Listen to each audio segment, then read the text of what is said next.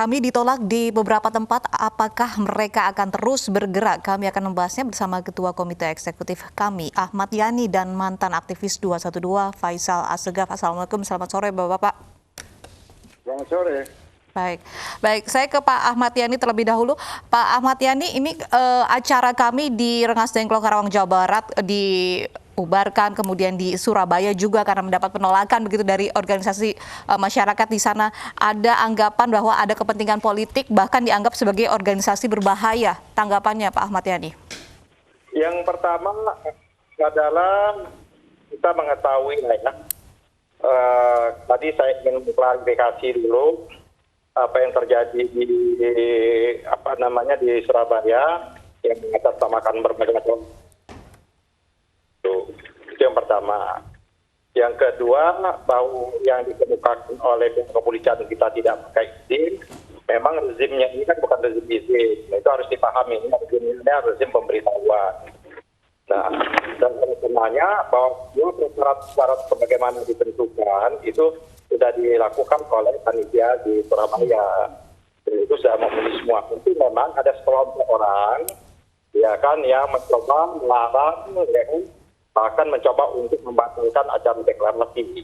Ini yang kita perhatikan, ini kan ada sekelompok orang mengatasnamakan atas dasar hukum mereka, ya kan, untuk membubarkan acara deklarasi kami itu sendiri. Nah, bisa saja kami itu dibatalkan oleh pihak yang berwenang kalau dia tidak memenuhi syarat-syarat dan standar prosedural COVID seperti itu. Nah, sedangkan kami melakukan sesuai dengan prosedural dan standar yang ada ditentukan seperti itu. Bang Yani. Nah, tapi kita akhirnya mengetahui setelah beberapa hari sebagaimana dikemukakan oleh Pak Gatot Nurmantio bahwa ini adalah masa aksi yang berbayar seperti itu. Ternyata beberapa hari kemudian ada pengakuan dan sebagainya. Dan mereka sendiri pun tidak mengetahui diajak ikut aksi tersebut. Nah, kalau itu memang terjadi, bagi kami pun nggak ada masalah dan masa berbayar seperti itu dalam aksi dan lain sebagainya itu. Bang Yani, ya. Betulkah sesungguhnya acara yang digelar KMI ini terbentur izin dan tetap ingin dijalankan begitu di beberapa tempat, termasuk yang kemarin itu ada di Kalibata di Taman Makan Pahlawan? Jadi perlu kami ulangi lagi bahwa dalam kegiatan politik kita ini kan sudah mengalami perubahan, tidak perlu ada izin.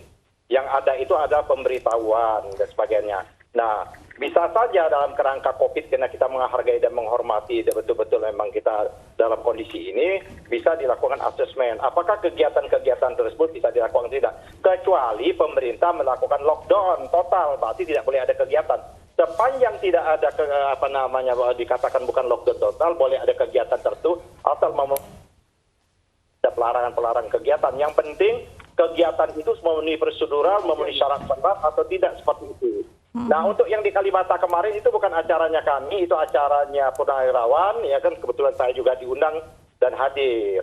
Dan yang di Karawang juga seperti itu, kita melaksanakan deklarasi, sudah selesai acaranya, memang datang demonstrasi seperti itu, tapi sudah bisa diselesaikan. Pihak kepolisian di Karawang masih bisa mengantisipasi lah seperti hal-hal seperti itu. Baik, saya ke Pak Faisal Assegaf. Pak Faisal, kita tahu bahwa penggagas begitu koalisi aksi menyelamatkan Indonesia ini orang-orang yang berseberangan begitu dengan pemerintah. Anda melihat apakah ada kepentingan politik dari organisasi kami ini? Ya, selamat sore sahabat saya Pak Ahmad Yani. Halo. Ya, silakan Pak Faisal. Halo. Ya, pertama saya klarifikasi dulu. Saya bukan mantan 212. Saya pendiri 212 dan mantan aktivis 98. Kalau menyikapi soal kehadiran kami ini, kita rakyat lihat bagus-bagus saja. Ini satu ormas yang dibentuk untuk melengkapi ratusan ribu organisasi massa yang sudah pernah dibentuk. Jadi tidak ada hal yang istimewa. Dulu tahun 2009 juga, kami dengan Pak Din Samsudin juga memanfaatkan momentum gerakan anti korupsi dalam satu koalisi nasional yang besar. Kemudian dari aliansi itu melahirkan Partai Nasdem. Nah, saya menangkap saja positif bahwa kemunculan kami ini memang sengaja dibuat oleh kawan-kawan yang kritis ya, kawan-kawan oposisi dalam rangka menyiapkan satu partai politik untuk bersaing di tahun 2024. Dan itu wajar-wajar saja. Tidak ada hal yang istimewa. Kalau bicara kritis, orang di luar kami juga banyak yang kritis. Kalau bicara masalah, orang di luar organisasi ini juga ada banyak masalah. Tetapi memang menarik bahwa rakyat dan pemerintah di seluruh dunia ini lagi sibuk menghadapi ancaman virus ya, corona, COVID-19. Kemudian muncul satu kelompok yang lebih fokus untuk menyiapkan diri untuk pilpres. Nah ini sesuatu yang menarik saja menurut saya. Kalau soal gesekan-gesekan, ada perbedaan di antara masyarakat, itu memang dinamika. Kawan-kawan seperti Bang Ahmad Yani, Mas Gatot, Pak Din Samsudin, mungkin lebih dewasa lah menyikapi itu. Tidak usah mempolitisir yang terlalu berlebihan. Dari beberapa agenda yang sedang dijalankan oleh KMI belakangan ini, Anda menangkap apakah betul ada upaya mempersulit acara organisasi ini atau menghalang-halangi dalam tanda kutip? Tidak ada yang menghalangi. Kita ini semua dihalangi oleh virus corona. Kita nggak bisa keluar rumah, kita nggak bisa buat aktivitas. Kita aktivitas menjadi halo. Ya, kami menyimak, Bang. Hadirnya COVID-19 dalam 6 bulan terakhir ini, itu esensinya sudah membatasi ruang gerak individu dan kelompok manapun di seluruh dunia. Jadi kalau ada yang mengatakan kelahiran kami dihambat oleh berbagai masalah, yang paling menghambat itu kan corona. Makanya mereka pakai masker, mereka menjaga jarak, dan mereka juga menyampaikan kepada publik, hati-hati terhadap virus. Itu tantangan pertama. Kemudian ada reaksi pro kontra dari luar maupun dalam, itu juga hal biasa. Jadi saya kira Pak Gatot dan kawan-kawan harus lebih dewasa, tidak cengeng, tidak kekanak-kanakan. Dulu zaman Orba juga kita bentuk ormas, itu kan banyak hambatan-hambatan. Dan itu bagian dari satu seni politik, dinamika politik. Nggak usah cengeng. Kecuali ada tindakan-tindakan kekerasan yang diorganisir oleh negara. Tentu saya pribadi juga akan marah. Tapi Anda melihat gesekan yang terjadi misalnya di acara ziarah dan tabur bunga kemarin, ada 2 kelompok masyarakat di sana. Anda tidak lihat ada gesekan, kericuan di sana yang berpotensi untuk memecah belah masyarakat kita? Saya sulit mengomentari peristiwa di Kalibata, di Jawa Timur, maupun tadi yang disebut di Kerawang. Karena itu kita belum menemukan akar masalah. Apakah kelompok itu memang 2 kelompok yang berbeda atau memang diciptakan dari kelompok kami sendiri kan? Ini masih spekulasi, kita tidak tahu. Bahkan ada yang berpendapat, bisa saja masa yang menghadang Pak Gatot itu adalah kelompok yang datang dari kami. Masanya Rizal Ramli, masanya Din Samsudin. Karena di dalam kami ini kan juga tidak kompak. Masing-masing berebut untuk menjadikan organisasi ini besar dan menjadi tiket untuk lahirnya partai baru, untuk kesiapan mereka 2024. Baik. Yang ditangkap oleh rakyat seperti itu. Nggak ada perjuangan mereka yang berkaitan dengan perubahan yang dibutuhkan oleh rakyat. Pak Ahmad Yani, Anda melihat penolakan dari masyarakat kemudian hingga akhirnya berujung pada pembubaran begitu, ini sebagai bentuk persekusi terhadap demokrasi? Ya, sesungguhnya kita memprihatinkan saja sebenarnya. Kita tidak ada permasalahan. Bahkan kami mengatakan kalau itu bagian dari menjadi lapangan pekerjaan baru, nggak apa-apa, nggak ada masalah. Berarti kan kami memberikan jalan untuk ada lapangan pekerjaan baru. Seperti itu kan, demo yang dibayar, mereka lupa nggak ada. Itu hal-hal yang sebentar, Bang Yani, Anda menduga bahwa demo ini dibayar? Ya, itu kan fakta. Beberapa gejala-gejala itu ada. Seperti yang di Jawa Timur kan sudah ada pengakuan. Dan bahkan sebelum Jawa Timur kan sudah beredar proposal-proposal yang demikian rupa. Nah, pertanyaannya ya, kira-kira siapa yang bayar ya, Bang Yani? Ya, orang yang punya kepentingan. Kita nggak tahu macam orang yang punya kepentingan, kira-kira apa yang disuarakan oleh kami, mereka tidak berkenan. Jadi apa yang dikemukakan oleh Adinda Faisal, saya kira kami tidak dalam konteks kapasitas untuk ikut election atau dalam politik praktis merebut kekuasaan. Tidak sama sekali seperti itu. Dan oleh karenanya kami tidak akan pernah menjelma menjadi organisasi massa maupun organisasi politik, partai politik. Jadi kami ini gerakan moral bukan gerakan politik begitu? dia gerakan moral tentunya ada irisannya dengan politik. Politik yang kita tampilkan ada politik moral, bukan politik kekuasaan.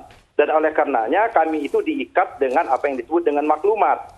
Jadi maklumat itulah yang sebagaimana kami lakukan, kami kaji dan sebagian rupa, baik dari sisi ekonomi, dari sisi hukum, dari sumber daya alam, sebagaimana menurut pandangan kami, bahwa itu sudah agak menyimpang dari apa yang kita cita-citakan seperti itu.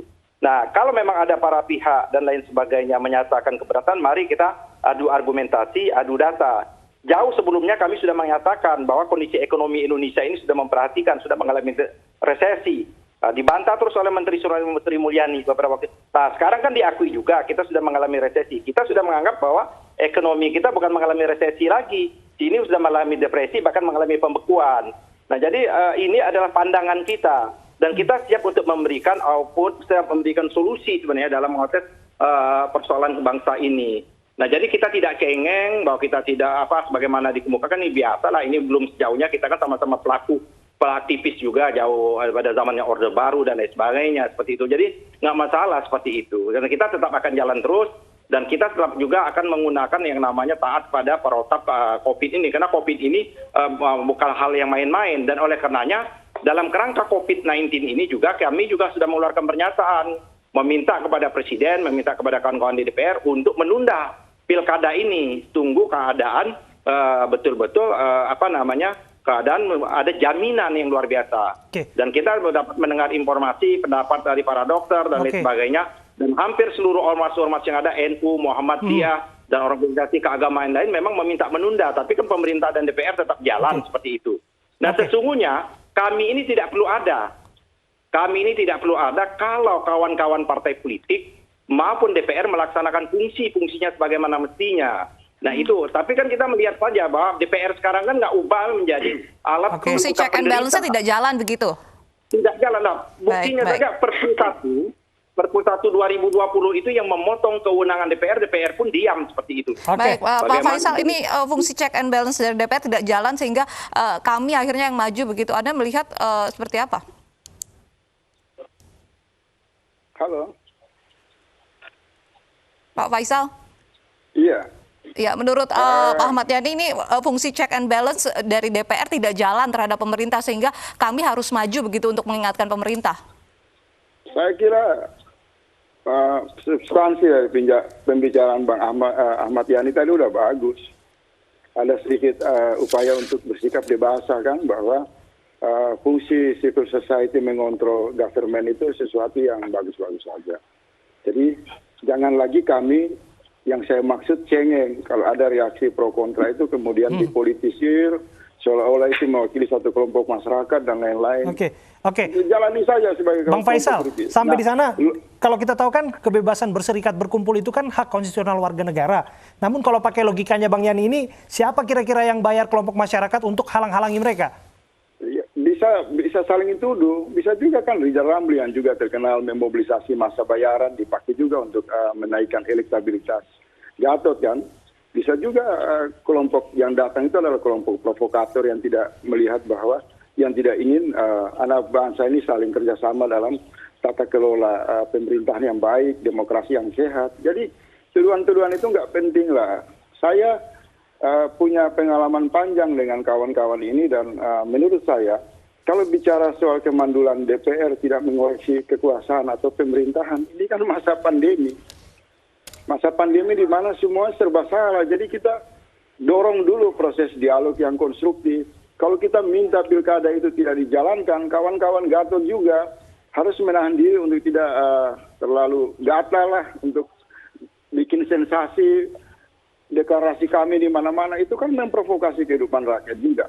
Jadi semua pihak harus konsisten. Saya membaca bahwa kelompok kami ini masih berpikir secara konservatif dalam situasi yang kemarin. Sementara situasi yang dihadapi rakyat di seluruh dunia, pemerintah di seluruh dunia, itu fokus menghadapi corona. Apa itu yang kita perlu lakukan? Kerjasama. Kita perkuat rakyat, ketersediaan pangan, kesehatan. Kita membangun satu situasi yang baik dan aman. Sehingga kawan-kawan kami itu di mata rakyat dilihat dewasa, bijak. Oke. Bukan rakyat lagi sibuk menghadapi ancaman krisis ekonomi, kesehatan. Mereka asik-asik saja menyiapkan diri untuk bermain politik dengan saling menghujat, saling memprovokasi. Oke, dan Bang Yani, lain-lain. komentar Anda, Bang. Itu tidak dewasa, tidak maju cara berpikir seperti itu. Bang Yani, Ya, komentar Anda? saya kira kita kan memang tugasnya civil society itu masyarakat itu akan melakukan koreksi. Kalau ditanyakan ada bagaimana sikap kepedulian kita masing-masing, itu sudah banyak dilaksanakan. Pak Din dengan organisasi Muhammadiyahnya, Pak Rahmat dengan lain itu sudah kita lakukan. Tapi kita kan tidak bisa melaksanakan fungsi-fungsi yang harusnya diwajibkan dilaksanakan fungsi-fungsi pemerintahan. Kita melihat bahwa pemerintah ini sendiri sampai saat ini pun tidak serius dalam konteks menangani COVID. Itu terlihat dari bagaimana berubah-ubahnya, ya kan, berubah-ubahnya. Mulai ada Satgas gugus tugas, terus ada di Kementerian Menko Perekonomian, balik lagi sekarang diserahkan kepada Luhut dan lain sebagainya. Kalau memang pemerintah ini adalah betul-betul konsen betul dalam konteks penanganan COVID-19 ini, kita setuju. Baik sejak awal kita sudah dorong. Kita melihat pemerintah memang tidak setuju. Dari awal kita sudah minta lockdown, ya, tapi pemerintah tidak mau. Kenapa pemerintah tidak mau? Karena itu ada implikasinya. Kenapa implikasinya? Kalau dilakukan karantina itu, maka kewajiban pemerintah pusat itu membiayai makan dan minum. Tidak hanya manusia, termasuk hewan ternak. Yang itu yang dicoba dihindarkan oleh pemerintah.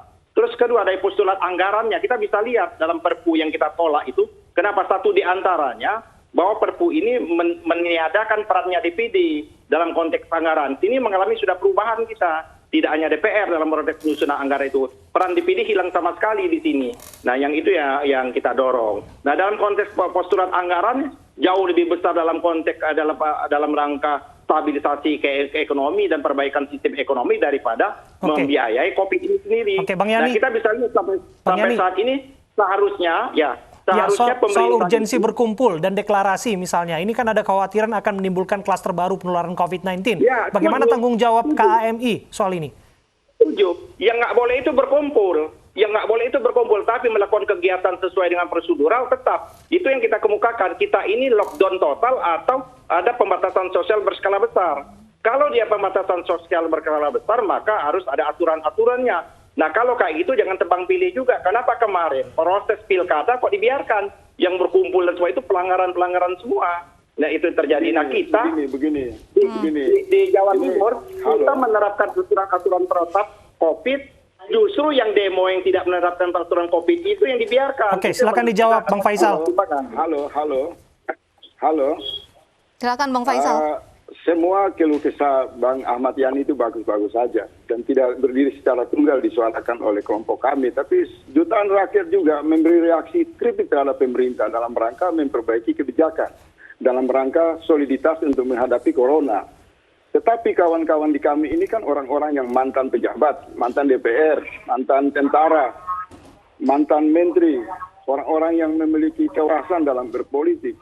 Kalau Anda punya konsep yang bagus, masuk ke saluran yang tersedia, ke DPR, bangun dialog, lalu menyampaikan itu secara konstruktif kepada masyarakat. Bukan membentuk aliansi-aliansi, koalisi-koalisi, lalu teriak-teriak dengan data yang belum bisa diverifikasi kebenarannya. Sebagai rakyat saya melihat seperti itu. Jadi saya kembali lagi mengatakan, kawan-kawan ini belum dewasa dalam berdemokrasi. Masalah yang dihadapi rakyat itu corona. Ya, Bang Faisal, sorry Bang Faisal, maaf saya potong. Logika tadi soal pilkada itu kan urusan politik juga. Pesta demokrasi tetap jalan. Apa salahnya dengan mengutarakan kepentingan politik sebagai kritik terhadap pemerintah di masa-masa seperti ini, termasuk penanganan COVID? Saya bilang bagus. Semua yang mengkritik dalam pro kontra apakah pilkada dilangsungkan atau tidak dilangsungkan itu kan bagus. Saya sendiri mendukung.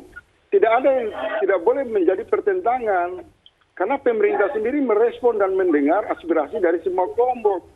Nah, yang jadi masalah adalah kawan-kawan mantan pejabat DPR, Panglima TNI, para mantan-mantan ini ya, ini post power syndrome dan semakin tidak dewasa melihat kenyataan yang terjadi. Ini corona kok.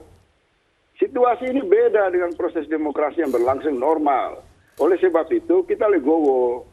Kita mengambil peran, minimal kita diam, tidak Baik. menghasut rakyat. Bang tidak, Ahmad Yani, mengapa kritik membuat tidak judul-judul- disampaikan melalui Sebentar, dialog? Mengapa membuat harus turun ke judul-judul jalan begitu, tema-tema yang tidak jelas di ruang publik. Bang Ahmad Yani? Jadi kembali Ya. dewasa, jangan kekanak-kanakan. Mengapa Itu pesan kritik saya. tidak disampaikan melalui dialog begitu, melalui DPR atau disampaikan ke pemerintah? Kenapa harus sampai turun ke jalan yang akhirnya dibubarkan karena berpotensi menimbulkan klaster penularan COVID-19 ini? Kok kita tidak pernah melakukan aksi turun ke jalan? Kalau masalah ke DPR, kita jauh-jauh hari sudah kita sampaikan pokok-pokok pikiran kita. Ke fraksi-fraksi, ke DPR, ke MPR, ke pemerintah, kementerian sudah kita sampaikan. Tapi sampai saat ini belum ada respon. Kita tidak turun ke jalan, kita dalam rangka membangun jejaring ini, hak berpolitik kita juga, kita ada kawan-kawan kita yang setuju dan sepaham dengan kita, mereka ingin deklarasi, kita lakukan. Ini sama juga dengan kegiatan-kegiatan partai politik yang melakukan konsolidasi, yang sampai saat ini kan tetap berjalan. Partai politik itu melakukan konsolidasi, pertemuan dan sebagainya, itu kan kegiatan politik juga. Begitu juga pertemuan-pertemuan menteri yang ada di Bintan dan boleh itu kan pertemuan itu kegiatan itu juga. Jadi yang kita inginkan adalah equality before the law, seperti itu. Kalau semua dilarang ya harus dilarang dong semuanya, seperti itu. Jangan kalau semuanya kami yang tidak boleh, yang lainnya boleh, seperti itu. Kayak kemarin juga aksi demo itu boleh, lawannya yang tidak boleh. Anda merasa ada Padahal diskriminasi begitu? Ya, dan justru dalam penegakan hukumnya itu menjadi persoalan seperti itu, ya kan? Karena jelas kita contoh yang di Surabaya, karena kita nggak boleh, oke, kita melakukan silaturahmi, kita membuat di dalam ruang tertutup dengan jumlah yang sangat terbatas. Itu tetap kita justru yang demo di luar yang berkerumun yang begitu banyak itu yang tidak dibubarkan bahkan didiamkan saja seperti itu. Bang Faisal silakan. Kami merasa ada didiskriminasi begitu. Itu yang saya bilang kekanak-kanakan. Mereka ini kan berbicara dalam rangka memperbaiki situasi dengan klaim mereka paling demokratis dan kritis. Ada saluran untuk menyampaikan keluhan kalau ada masalah di dalam kondisi yang mereka hadapi. Datangi Komnas HAM, datangi kantor polisi, laporkan orang-orang itu yang dianggap menghadang kebebasan berpendapat. Tapi saya sebagai rakyat saya lihat bahwa semua peristiwa yang terjadi di lapangan itu dialamatkan kepada satu orang yang namanya Pak Jokowi. Itu yang menjadi tidak bijak, menjadi tidak bijaksana, dialamatkan kepada pemerintah. Bisa saja hambatan-hambatan itu adalah satu skenario yang sengaja dibuat oleh Rizal Ramli dan Samsudin untuk menghadang pengaruh Gatot yang dianggap ingin manfaatkan kami, ya kan, untuk menaikkan popularitas dia. Karena ingat, kawan-kawan ini secara ideologi itu sangat berbeda. Mereka pura-pura kompak saja. Mereka tidak bertemu secara visioner. Tidak bertemu secara gagasan. Di sana ada kelompok yang mengusung khilafah, ada kelompok yang mengusung dendam kebangkitan Orde Baru, ada kelompok purnawirawan dan ex-pejabat yang memang post-power syndrome, ada kelompok-kelompok yang memang gemar melakukan hoax. Mereka bersatu kan di dalam kami. Di antara mereka tuh wataknya tidak sama, tetapi mereka menempatkan Jokowi dan pemerintahan ini sebagai musuh bersama. Jadi kalau ada setiap kejadian, pemerintah salah, Pak Jokowi salah. Ini kekanak-kanakan. Situasi ini kita menghadapi corona. Cara kita diam saja, itu sudah mendukung pemerintah. Saya juga mengkritik Pak Jokowi, tapi kita harus dewasa dong. Pemerintah lagi sibuk dengan aparat di seluruh level.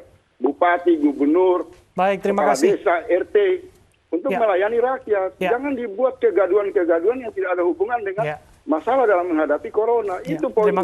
Terima kasih sekali lagi waktu Anda untuk berbincang bersama kami, Bang Faisal Asgaf dan juga Bang Ahmad Yani.